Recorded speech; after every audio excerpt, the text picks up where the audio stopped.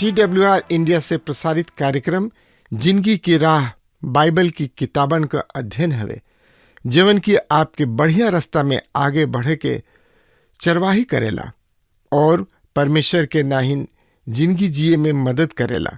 यूहन्ना 1:12 में बतावल गईल बा कि परंतु जितने उनकरा के ग्रहण कैले उ उनके परमेश्वर का संतान होखला का अधिकार दिले, मने उनके जे उनकरी नाम पर विश्वास रखेले।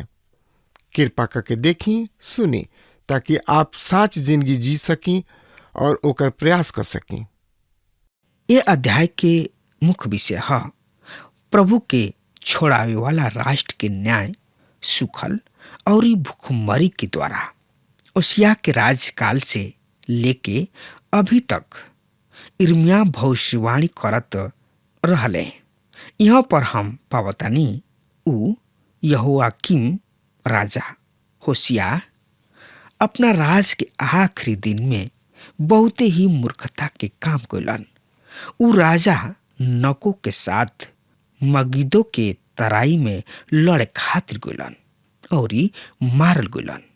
इर्मिया होशियार राजा के दोस्त रहन, उनका खातिर बहुत ही दुखित भइले।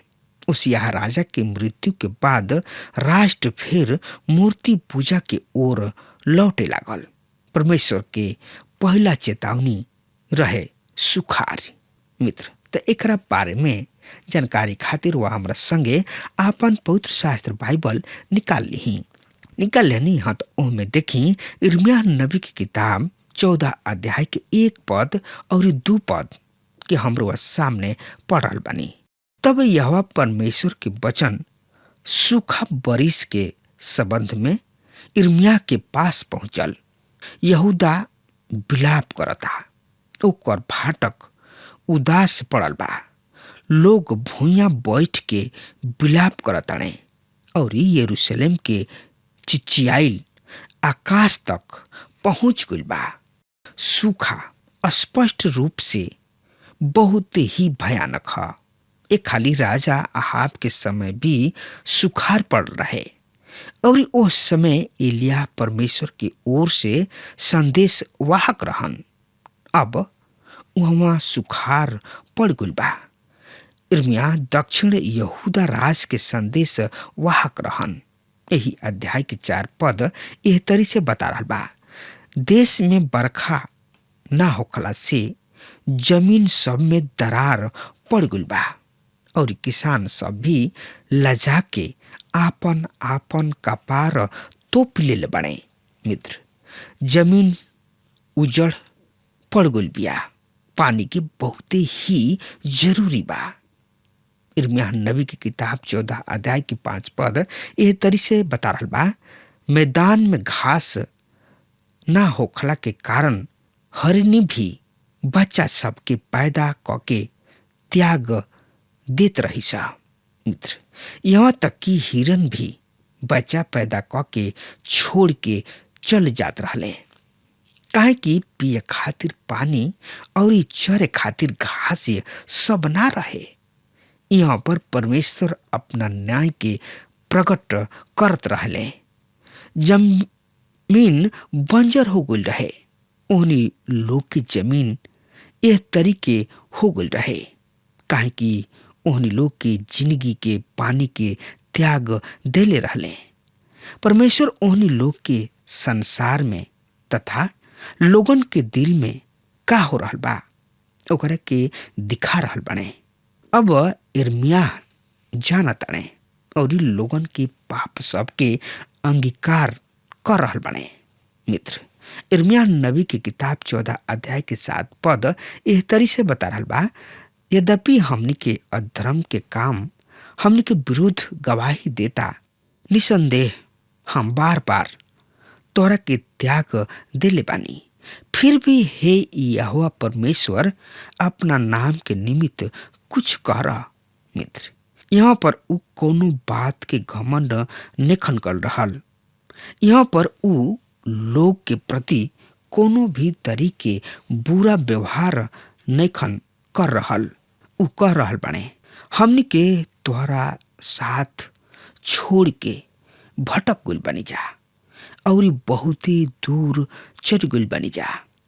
मित्र, लूका रचित सुसमाचार 18 अध्याय के 11 और 12 पद एह तरी से बतावता। फरीसी सब खड़ा होके खुद एह तरी प्रार्थना करे लगले, हे यहोवा परमेश्वर, हम तोहरा के धन्यवाद देतानी कि हम अन्य लोगन के समान ठग, अन्यायी व बेविचार ना हई, ना ही एह चुंगी लेबे वाला के समान ही हई। हम सप्ताह में 2 हाली उपवास रखिना और जौन कुछ हमरा के मिलेला सबके 10वां भाग तोहरा के देहिना। मित्र, जब हमनी के एह अध्याय में आगे बढ़े के तब पावे के कि घोर अंधकार छा गुल बा और लोग पहाड़ी के अंधेरा में फंस गुल बने। मित्र, यिर्मयाह नबी की किताब 14 अध्याय के 13 पद एह तरी से बता रहल बा, पर हम कहतानी, हाय प्रभु यहोवा, देख, नबी तो इनका से कहलन कि ना तो तोहरा पर तलवार चली और ना तोहनी लोग पर अकाल पड़ी, पर तोहनी लोग के यहाँ पर अनंत शांति देव। मित्र, झूठ मूठ के भविष्यवक्ता शांति और सफलता के घोषणा करत रहले कि सब कुछ बढ़िया होके जा रहल बा। यिर्मयाह नबी की किताब 14 अध्याय के 14 पद, तब यहोवा परमेश्वर हमरा से कहले, ई नबी हमरा नाम से झूठ भविष्यवाणी कर रहल बा। हम ना तो इनका के भेजनी और ना इनका के कोनो आज्ञा देनी और ना इनका से कोनो बात कहले बानी। ई झूठ दर्शन, झूठ नबूवत, यहाँ तक कि अपना ही मन के छल के नबूवत के रूप में तोहरा पर प्रकट करेले। मित्र, यहाँ पर देखी, राजा होशियाह अब मुँह चुकल बाणे, यिर्मयाह अब अकेला रह गइल बाणे।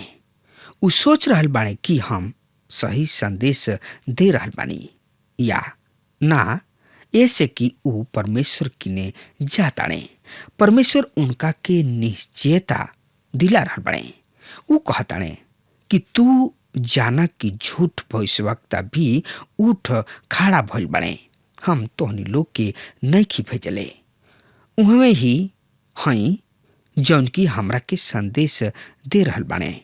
अब रुआ देखी कि ई यिर्मयाह के धधकत गोला के तरी खड़ा करी है। यिर्मयाह नबी के किताब 14 अध्याय के 17 पद एह तरी से बता रहल बा, तू ओहनी लोग से ई वचन कह, हमरा आँखी से लोर रात दिन बहत रहे और उ ना रुके, काहे कि हमार लोग के बेटी सब कुंवारी बेटी निर्दयता पूर्वक कुचल गोल बिया और उनकर बहुते अधिक संक्रमित घाव बन गुल बा। मित्र, संदेश के द्वारा यिर्मयाह के दिल टूट गुल रहे। जब उ लोगन के संदेश देत रहन, उस समय से रोवत ही रहले। परमेश्वर चाहत रहले कि लोग जाने कि यिर्मयाह के दिल टूट गुल बा।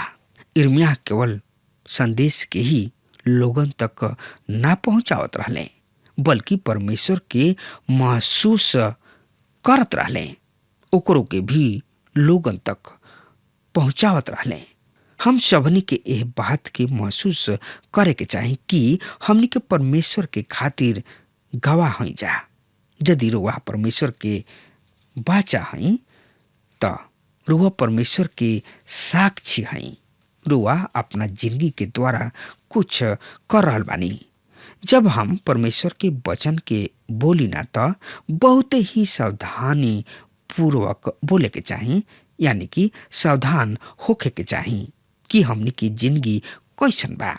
हमनी के केवल खाना पूर्ति के करे खातिर परमेश्वर के वचन देवे के ना चाही, बल्कि ओकरा में हम के दिल होके के चाही।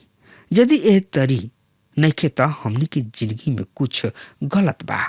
आवश्यक न्याय एकरा बारे में यिर्मयाह 15 अध्याय में विस्तार पूर्वक बखान बा। यिर्मयाह टूटल दिल वाला आदमी हमें। ऊ परमेश्वर के पास जाके अपना लोगन के खातिर प्रार्थना कर रहल बाड़े। ई बहुत ही ठीक और सही रहे। चाहे जौन कुछ भी होखे, परमेश्वर उनका के कुछ रुचिकर बात बतावे चाहत रहले। तो एकरा बारे में जानकारी खातिर रुआ हमरा संगे आपन पवित्र शास्त्र बाइबल निकाल लेनी हाँ। तो ओमे देखी यिर्मयाह नबी की किताब 15 अध्याय के 1 पद ए तरी से बता रहल बा। तब यहोवा परमेश्वर हमरा से कहलन, यदि मूसा और सामुएल भी हमरा सामने खड़ा हुई हैं, तब फिर भी हमार मन एह लोगन के ओर ना फिरित, यानी के हमरा सामने से दूर करा और जायदा। लोग परमेश्वर से बहुत ही दूर चल गुल रहन। उन लोग सीमा पार कर चुकल रहन। उन लोग बंधुआई से छूट ना सकत रहले। परमेश्वर यिर्मयाह से कहताने कि ऐसा मत सोचा कि परमेश्वर तोहार दुआ प्रार्थना नइखन सुन रहल। यिर्मयाह 15 अध्याय के 2 से 6 पद ए तरी से बता रहल बा। और ऐसा होके कि जब वो तोहरा से पूछे हम कहाँ जाई, तब तू कही ह, यह परमेश्वर एह तरी से कहताने, जौना खातिर मुअल नियत बा ऊ मुए के, जौना खातिर तलवार नियत बा ऊ तलवार से मरी, जौना खातिर अकाल से मुअल पक्का बा ऊ अकाल से ओकरा मरे के बा। और जौना खातिर बंदी होखल पक्का बा ऊ बंधुआई में जाई।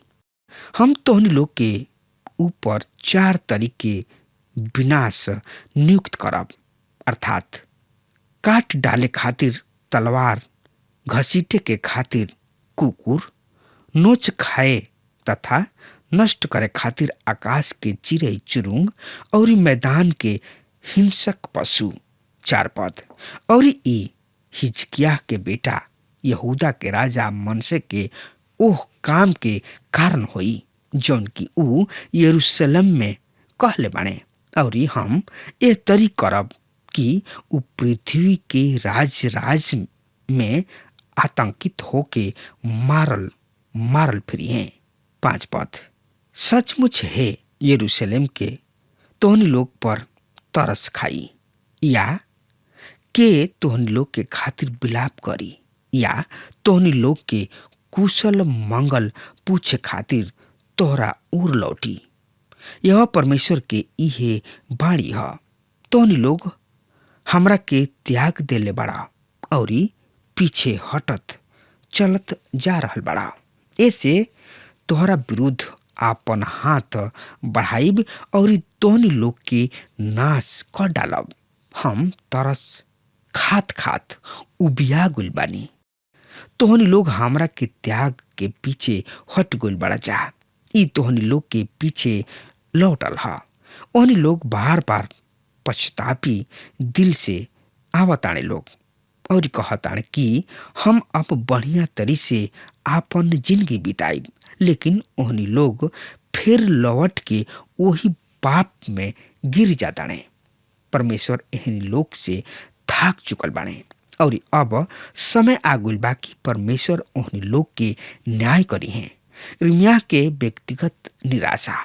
अब रुआ देख सकतानी कि यिर्मयाह के संदेश अब प्रसिद्ध के प्राप्त ना कर पाई, काहे कि ओशियाह राजा उनकर मित्र रहन। अब ऊ मुगुल बने। वहाँ के राजा अब यहोयाकीम हवे और यहोयाकीम दुष्ट राजा रहन। यिर्मयाह यहोयाकीम के खातिर तेल के माछी के समान रहन। ऊ यिर्मयाह के बाधक समझत रहन। एकरा बावजूद भी हम देखतानी कि यिर्मयाह रोवे वाला भविष्यवक्ता रहन, जौन की एक कठिन संदेश के लोगन तक पहुंचावल करत रहले। ऊ परेशान रहन और फिर ऊ प्रभु किने गोलन और रोले। यिर्मयाह नबी की किताब 15 अध्याय के 10 पद एह तरी से बता रहल बा। हे हमार महतारी, हमरा पर हाय कि तू हमरा के देश भर में फसादी और झगड़ालू मनुष्य के रूप में पैदा कैले बाड़ो। ना तो हम केहू के रुपया उधार दिहनी और ना केहू हमरा के उधार दिहल, फिर भी हर एगो हमरा के कोसेलन। इर्मिया कहताड़े, हमरा जैसन केहू ना ह। हम केहू के उधार में केहू के रुपया ना दिहनी और ना केहू से सूद पर लिहनी, फिर भी लोग हमरा के कोसेलन। आज भी हम इहे कहतानी कि यदि हम रुपया अपना दोस्त के दे दीही ना तो ओकरा से दोस्ती खराब हो जाला। ऐसा कठिन समय में इर्मिया प्रभु के पास गइलन। याद राखी कि व्यवस्था मंदिर में पावल गइल और ओकरा खातिर उपलब्ध रहे। इर्मिया 15 अध्याय के 18 एह तरी से बता रहल बा, हमार पीड़ा काहे निरंतर बनल रहेला और हमार घाव काहे असाध्य बा, जौन की चंगा नेके हो रहल। का तू सही में हमरा खातिर धोखा देवे वाली ओ नदी के समान बा, जौन के पानी पर भरोसा नेके कल जा सकत। मित्र, व्यवस्था के किताब से उनका के शांति मिलल। ऊ ओकरा के खैलन और पचौले और उनकर भागी हो गइलन। आज हमनी के भी वचन पढ़े के चाही और ओकरा के ग्रहण करे के चाही। हमनियों के पूरा तरी से परमेश्वर के वचन के अध्ययन करे के चाही, आनंदित और मगन होके के चाही। इर्मिया सच में बहुत ही कठिन परिस्थिति में से होके जात रहन। उनका अपन देश में ही लोग उनकर तिरस्कार कइलन। उनका खुद के परिवार भी छोड़ ले और उनकर जिंदगी खतरा में रहे।